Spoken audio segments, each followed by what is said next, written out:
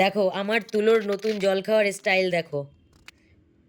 তোমাদের তোমাদের বিড়ালরা মুখ দিয়ে জল খায়, তো আমার বিড়াল হাত দিয়ে জল খায় দেখো। হাত দিয়ে তুলে তুলে জল খাচ্ছে দেখো।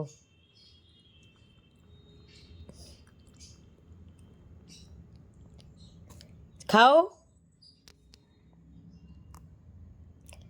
আচ্ছা তুমি খাও, আগে জলটা খেয়ে নাও। জল খেয়ে নাও, হ্যাঁ।